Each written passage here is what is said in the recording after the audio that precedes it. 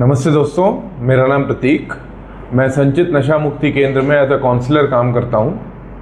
तो हमारे introduction video में जैसे कि हमने ब्रीफली डिस्कस किया था कि हम कुछ टॉपिक्स कवर करना चाहते थे जो कि जनरिक क्वेरीज और क्वेश्चंस हैं हमारे जो पेशेंट्स हैं और जो हमारे पेशेंट्स के रिलेटिव्स या पेरेंट्स के कॉमन क्वेश्चंस होते हैं। उसके बेसिस पे हमने ये सीरीज़ बनाई है कि आपकी हेल्प हो सके। एक तो आपको थोड़ा सा इन्फॉर्मेशन मिल सके कि नशे के बारे में, नशा है क्या, इसके दुष्परिणाम क्या हैं और इसकी वजह से आने वाली आने वाली पीढ़ी में क्या क्या नुकसान हमको देखने को मिल रहे हैं, खासकर इंडिया जैसी कंट्री में जहाँ पे यूथ की पॉपुलेशन सबसे ज़्यादा है दुनिया में। और दूसरी बात कि एक नशा मुक्ति केंद्र का रोल क्या है। एक नशा मुक्ति केंद्र हॉस्पिटल से या फिर किसी और फैसिलिटी से अलग कैसे होता है और हमारा जो रिकवरी रेट है वो इतना ज़्यादा क्यों होता है कि हम इतने सारे पेशेंट्स की मदद कर पाते हैं कि वो रिकवर कर पाएँ। और काफ़ी लोग जो रिलैप्स हो जाते हैं इवन हॉस्पिटलाइजेशन के बाद या दवाई मेडिकेशन की वजह से, उनकी भी हम काफ़ी हेल्प कर पाते हैं और ऑलमोस्ट 80 to 85% रिकवरी रेट रहता है हमारा। तो जो ये दूसरा वीडियो है इसमें मैं ब्रीफली बात करना चाहूँगा नशे से रिलेटेड टॉपिक के बारे में। अब इस टॉपिक में आपको इतनी इन्फॉर्मेशन मिल जाएगी वेब में या फिर आप किसी भी AI सर्च इंजन में ढूंढेंगे तो आपको नशे से रिलेटेड हर इन्फॉर्मेशन मिल जाएगी। इसके जो दुष्परिणाम हैं, किस प्रकार के नशे होते हैं, क्या क्या नशे होते हैं, इनको कैसे कैटेगरी में गवर्नमेंट ने क्लासिफाई कर रखा है, कौन से नशे रेडीली अवेलेबल हैं। जैसे आप मार्केट में देखते हैं आपके चारों ओर आपको टोबैको से रिलेटेड प्रोडक्ट्स, सिगरेट हो गए, गुटखा हो गया, या फिर आपको अल्कोहल की दुकानें, दारू की, देसी दारू या अंग्रेज़ी दारू की दुकानें बहुत ही भरपूर मात्रा में देखने को मिलेंगी। और पिछले 5 साल में खासकर इंडिया के शहरों में ऑब्जर्व किया जा रहा है कि इनकी मात्रा बढ़ती जा रही है एक्सपोनेंशियली। तो इसके बारे में डिस्कस करना, यानी बहुत ज़्यादा डिस्कशन ऑलरेडी हो चुका है वेब में, तो हम इसके बारे में क्या ही कुछ नया आपको ऐड करके बताएं। तो मैं उसके बदले मैं ये सोच रहा था कि आपसे ये डिस्कस करूं कि कुछ स्पेसिफिक क्वालिटीज़ क्या हैं, कौन नशेबाज बनता है, क्या रीज़न है कि कोई बंदा एज अ प्लेजर या फिर as a one time activity कोई इंटॉक्सिकेटेड या इनएब्रिएटेड सब्सटेंस को लेता भी है तो दूसरी बार उसकी तरफ जाता है या फिर उसकी तरफ आकर्षित क्यों होता है। तो सबसे पहली कॉमन चीज़ तो जो हमने नोटिस की है, हमारे जो पेशेंट्स आते हैं, पीड़ित आते हैं, उनको डिटॉक्स सेंटर में हम रखते हैं, उनको ऑब्जर्वेशन में रखते हैं। ऑलमोस्ट 7 से 10 दिन तक उनका ऑब्जर्वेशन चलता है। उनके विड्रॉल सिम्टम्स को हम बहुत ही क्लोजली मॉनिटर करते हैं। तो हमने ये पाया है कि ज़्यादातर जो एडिक्ट होते हैं, चाहे वो अल्कोहल से रिलेटेड एडिक्शन हो या फिर कोई ड्राई नशा हो जैसे वीड हो, गांजा, चरस या फिर ब्राउन शुगर या सीरियस आप कैटेगरी D या A के नशे ले लीजिए, तो इसमें कॉमनैलिटी ये है कि ऐसे पेशेंट्स बहुत ज़्यादा इमोशनली वल्नरेबल होते हैं। यानी कि जो EQ होता है, जैसे कि इंटेलिजेंस IQ से मेजर किया जाता है, ऐसे ही EQ होता है, इमोशनल कोशेंट। तो ऐसे पेशेंट्स में, पीड़ितों में इमोशनल कोशेंट बहुत ज़्यादा हाई पाया जाता है कि लाइक ये इमोशनली बहुत वल्नरेबल होते हैं। जिसका मतलब ये है कि नॉर्मल लोगों से इनमें डिफरेंस ये होगा कि ये या तो खुश बहुत जल्दी हो जाते हैं या बहुत ज़्यादा जल्दी दुखी हो जाते हैं, बहुत जल्दी कंक्लूजन निकालने लगते हैं चीज़ों का, सोचते बहुत ज़्यादा हैं। और सबसे बड़ी बात है कि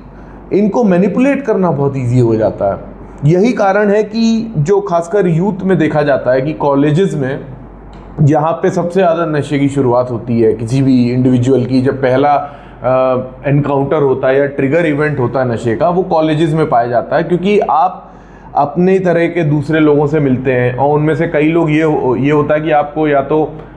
पॉजिटिवली रीइंफोर्स कर रहे हैं कि नहीं, आप थोड़ा फन टाइम के लिए हमारे साथ आइए, हमारा बर्थडे है या फिर एक सेलिब्रेशन हो रही है, आप एक बार ट्राई करके देखिए, या फिर आप किसी गलत कंपनी के शिकार हो जाते हैं जो ऑलरेडी ये नशा पहले से कर रहे हैं, बचपन से कर रहे हैं, उनकी लत पहले से लग गई और वो आपको एक तरह से उकसाते हैं कि आपसे नशा क्यों नहीं हो रहा है, क्या आप मर्द नहीं हैं, क्या आप में हिम्मत नहीं है, क्या आप डरते हैं, क्या आप मम्मी के टट्टू हैं। तो इन सब चीज़ों की वजह से काफ़ी लोग नशे की तरफ अट्रैक्ट तो नहीं होते, लेकिन एज अ इनिशियल स्टेज वो ट्राई करने की कोशिश करते हैं जस्ट टू ब्लेंड इन, या अपने आप को प्रूव करने के लिए कि हाँ अब हम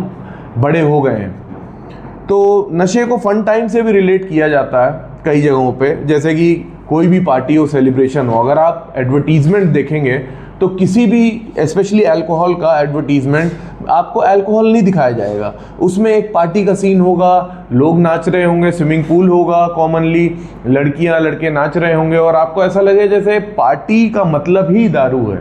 तो कोई भी आप नशा है उसको रिलेट कर दिया जाता है रिलैक्सेशन से या फिर गुड टाइम से। तो वही कारण है कि काफ़ी ज़्यादातर यूथ और जो बच्चे हैं जो बहुत इजीली इम्पैक्ट हो जाते हैं इन चीज़ों से, वो नशे की तरफ अट्रैक्ट हो जाते हैं, वो नशे की तरफ जाना, उनका रुझान बढ़ जाता है और एक बार आपको इसकी लत लग जाती है फिर ये कब बीमारी में कन्वर्ट हो जाता है, ये जैसे मैंने पिछली बार भी बताया था कि इसका कोई भी एक टाइम पीरियड नहीं होता है, वो इंसान इंडिविजुअल टू इंडिविजुअल डिपेंड करता है और काफ़ी फैक्टर्स होते हैं उसके, जैसे जेनेटिक्स हो गया या आपके फिजिकल और मेंटल वेलबींग हो गई, उस समय आपका बिल्ड कैसा है, आपकी डाइट कैसी है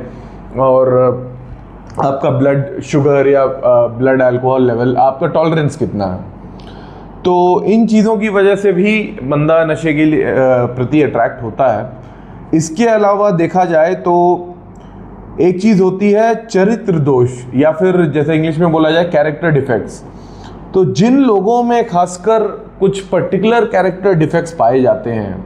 जैसे कि कोई मनमौजी होता है या फिर मनचला होता है, अपनी मर्जी का, जैसे वो कहते हैं ना माई लाइफ माई फ्रीडम, काफ़ी यूथ में ये कॉमन एक चलन है कि मेरी ज़िंदगी है तो मैं फ्रीडम के साथ जीना चाहता हूँ, मेरे रूल्स के तहत जीना चाहता हूँ, भले ही वो कमा ना रहे हों उस समय और वो फाइनेंशियली पूरी तरह अपने पेरेंट्स पे डिपेंडेंट हों, लेकिन फिर भी उनको ये लगता है कि वो आज़ादी के हकदार हैं और आज़ादी से उनका जो मतलब है, उनकी जो अंडरस्टैंडिंग है वो ये होता है कि मैं जो चाहूँ वो कर सकूँ, और उसमें नशा भी इंक्लूड हो जाता है और नशा कब हावी हो जाता है वो उनको भी रियलाइज़ नहीं होता है। कई बार ऐसा होता है कि जो इंडिपेंडेंट होते हैं या जॉब्स में होते हैं, वो खुद कमा रहे होते हैं, तो वो सेल्फ जस्टिफाई करने लगते हैं कि जब मैं कमा रहा हूँ, फाइनेंशियली फ्री हूँ, स्टेबल हूँ, मेरा पैसा है, तो मुझे पीने से या फिर मुझे नशा करने से आप क्यों रोक रहे हैं, इसको आप क्यों कह रहे हैं कि ये गलत आदत है, जब मैं अभी भी फाइनेंशियली स्टेबल हूँ, फ्री हूँ। हो सकता है उस समय वो अपनी जॉब रिटेन कर पा रहे हो या फिर उनकी जॉब स्टेबल चल रही हो, लेकिन प्रोलॉन्ग्ड नशे से कांटेक्ट या प्रोलॉन्ग्ड अगर आप नशा करते हैं तो उससे होता ये है कि आपके मेंटल और फिजिकल वेलबींग में बहुत ज़्यादा इम्पैक्ट पड़ता है, जिसकी वजह से करियर और आपकी पर्सनैलिटी डेफिनेटली बहुत इम्पैक्ट करती है, नेगेटिवली ही इम्पैक्ट होता है। तो ये कुछ चीज़ें हैं नशे के बारे में जो हमारे पेरेंट्स यूजुअली जानना चाहते हैं कि मेरा ही बेटा क्यों नशेड़ी बना, मेरा जो छोटा बेटा है या मेरा जो दूसरा रिलेटिव का बेटा है वो भी इसी के साथ नशा करता था, लेकिन उसमें एडिक्शन वाली ऐसी कोई चीज़ नहीं आई, उसने जैसी उसकी जॉब लगी या जैसी उसकी शादी हुई उसने शराब पीना या सिगरेट का सेवन कम कर दिया या छोड़ दिया। कई फेजेस में आप ये भी देखेंगे कि आपके आसपास ऐसे एल्डर्स होंगे, बुजुर्ग होंगे जो 30-40 साल से नशा कर रहे हैं। अब उनका नशा ऐसा होता है कि हो सकता है हफ्ते में या महीने में उन्होंने एक टाइम पीरियड बांध लिया होता है और एक क्वांटिटी बांध ली होती है। अगर आप ऑब्जर्व करेंगे बहुत ध्यान से, वो हफ्ते में 1 बार या महीने में 2 या 3 बार मैक्सिमम नशा करेंगे, वो भी एक बहुत ही लिमिटेड क्वांटिटी में करेंगे। जैसे अगर मान लीजिए वो अल्कोहलिक हैं तो वो मान लीजिए 30 to 60 ml का पैक बनाएंगे भी तो 2 या 3 पैक से ज़्यादा कभी भी नहीं पिएंगे। कंपेयर टू एक अल्कोहलिक जो नशेड़ी है, जो ऑलरेडी एक नशेड़ी बन चुका है, मान लीजिए शराबी, इन लोगों की क्वालिटी ऐसी होती है कि ये शुरुआत तो करते हैं हो सकता है 1 या 2 पैक से, या इनको पसंद भी ना आए, लेकिन धीरे धीरे विद टाइम, हो सकता है किसी के लिए 1 महीना, किसी के लिए 6 महीना, किसी के लिए 1 साल या 5 या 10 साल, ऐसे भी केसेस हमने देखे हैं जहाँ पे कोई बहुत स्टेबली नशा 20 साल से कर रहा था, सिर्फ 1 क्वार्टर हर हफ्ते, और सडनली कुछ ऐसा लाइफ चेंजिंग इवेंट आया या ऐसा कुछ ट्रिगर हुआ उनकी लाइफ में, कुछ ऐसा दर्द उनको हुआ फिजिकली या फिर इमोशनली कि उन्होंने एकदम क्वांटिटी को बढ़ा दिया और उनके कंट्रोल से बाहर चली गई क्वांटिटी। ज़्यादातर जो अल्कोहलिक्स होते हैं उनमें दोस्तों ये देखा जाता है कि उनकी शुरुआत भले ही एक लिमिटेड डोसेज से हो, 30 ml, 60 ml, 90 ml, 1 pack 2 pack, per day, लेकिन एक उनकी क्वांटिटी बढ़ जाती है एक क्वार्टर से, कब वो आधी बोतल में आ जाते हैं, कब वो फुल बोतल 780 ml में आ जाते हैं, उनको खुद नहीं पता चलता। और ये चेंज बहुत फास्ट होता है, कुछ दिन से लेके कुछ हफ्तों के बीच में हो जाता है। तो कई बार ऐसा भी देखा गया है कि खासकर जो सूखा नशा करते हैं, मान लीजिए गांजा हो गया या फिर आप चरस का सेवन कर रहे हैं, इन लोगों में ये देखा गया है कि इनकी डिपेंडेंसी इतना बढ़ जाती है इसकी वजह से कि ये नशे को एज अ रिलैक्सेंट यूज़ करने लगते हैं, खासकर